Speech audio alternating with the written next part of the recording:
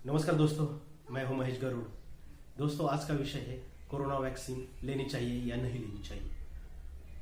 दोस्तों, आज मैं जो इंफॉर्मेशन देने वाला हूं ये मुंबई टास्क फोर्स प्रमुख श्री डॉक्टर संजय ओक, महाराष्ट्र में नंदुरबार जिले के जो कलेक्टर है राजेंद्र भारुड और लिंसेंट जर्नल, इसमें से जो इंफॉर्मेशन है वो ही आपको देने वाला हूं। दोस्तों, आज हम देख रहे हैं कि चारों तरफ कोरोना जोरदार अपने देश में फैल रहा है। ऐसा लग रहा है कि कोरोना की सुनामी आ चुकी है। मृत्यु दर भी बहुत बढ़ चुके हैं। स्मशान घाट में भी वेटिंग लग चुकी है और हॉस्पिटल का तो पूछो मत। हॉस्पिटल में जगह नहीं है, ऑक्सीजन नहीं है, वेंटिलेटर नहीं है, रेमडेसिविर इंजेक्शन नहीं है। तो बहुत ही देश में बहुत ही हाहाकार मच रहा है दोस्तों। और इससे अगर हमें बचना होगा, इससे हमें दूर होना होगा, तो जो हमारे देश ने 2 वैक्सीन विकसित की है वो वैक्सीन हमें लेनी पड़ेगी दोस्तों, क्योंकि हमें सुरक्षित रहना होगा। ये हमारी नेशनल ड्यूटी है कि हम सुरक्षित रहे और दूसरों को सुरक्षित करें। तो दोस्तों, तो चलो हम थोड़ी सी इंफॉर्मेशन लेते हैं क्या वैक्सीन है। दोस्तों, वैक्सीन 2 प्रकार के, कोविशील्ड जो पुणे में सीरम इंस्टीट्यूट और ऑक्सफोर्ड यूनिवर्सिटी के से मिलकर बनाई हुई है, और दूसरी कोवैक्सीन, ये पूरी भारतीय निर्मित की है। तो दोस्तों, इसमें देखो ये कैसे बनाया गया है। तो ये इसमें कोवैक्सीन है, इसमें कोवैक्सीन जो है ये पूरा डेड सेल लेके बनाया गया है। और दूसरी जो है कोविशील्ड है, उसको वही कोरोना के जैसा ही वो सेल्स लेके उसको अर्धमरा करके उससे बनाया गया है। डेड सेल से ही बनाया गया, अर्ध डेड सेल से बनाया गया है। तो दोस्तों, कुछ लोगों का सवाल है कि इसमें कुछ एनिमल का पार्ट है वगैरह है, तो ये ऐसा कोई नहीं है। दूसरी बात दोस्तों, ये जब हम वैक्सीन लेते हैं तो इसमें क्या होता है दोस्तों, देखो कि हमें थोड़ा फीवर आ सकता है, थोड़ा वोमिटिंग हो सकती है, डिसेंट्री लग सकती है, हेडेक हो सकता है, शरीर दर्द हो सकता है। तो दोस्तों, ये तो थोड़े से सिम्टम्स है, ये तो थोड़ा 1-2 दिन हो ही रहेंगे, या किसी को होते नहीं, क्योंकि मैंने तो लस ली तो मुझे कुछ हुआ नहीं, मैं पूरा तरह सुरक्षित हूँ अभी।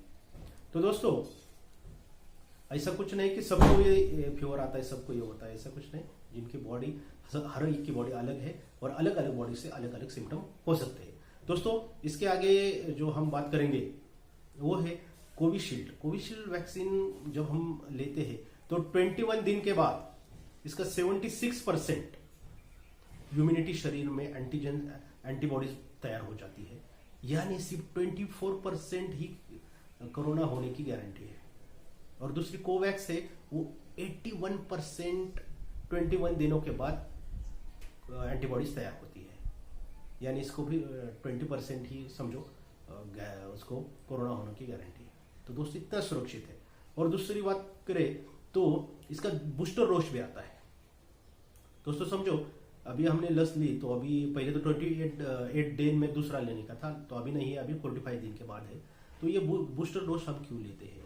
क्योंकि पहले 21 के डे के बाद जो इम्यूनिटी हमारे तैयार हो जाती है वो 3 महीने तक रहती है, उसके बाद कम हो जाती है। इसलिए वो बूस्टर डोज है, ताकि हमारी इम्यूनिटी और बढ़ती रहे और एंटीबॉडीज और शरीर में तैयार होते रहे, इसलिए हमें वो लेना है।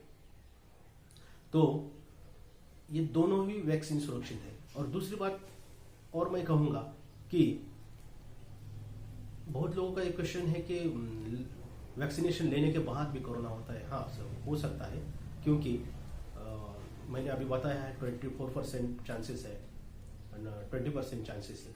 लेकिन इसका एक फायदा है, अगर आपको कोरोना हो जाएगा तो आप वेंटिलेटर नहीं जाएंगे, आपको ऑक्सीजन की नीड नहीं लगेगी, ये सौम्य होगा, माइल्ड होगा, इससे आप बाहर आ सकते, सिंपल घर पे ही रहकर उसको गोलियां लेके भी बाहर आ सकते। तो ये उसकी अच्छाई है दोस्तों। और कोरोना हुआ, फिर वैक्सीनेशन लेने के बाद भी कोरोना हुआ, लेकिन स्प्रेड करने की कैपेसिटी 67% कम हो जाती है, यानी सिर्फ 30% ही स्प्रेड होने की कैपेसिटी। ये भी एक फायदा है। तो दोस्तों, जो इंफॉर्मेशन है जो चाहिए मैंने आपको दी है। अब आप सोचो आपको क्या करना है।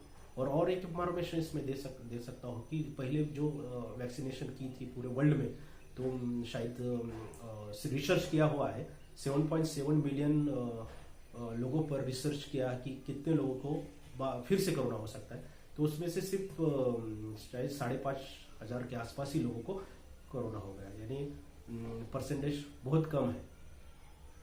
तो दोस्तों मैंने तो ये वैक्सीन ली है, आप भी सोचो, क्योंकि हमारी ये नेशनल ड्यूटी है। खुद को सुरक्षित रखो और देश को भी सुरक्षित करो। धन्यवाद।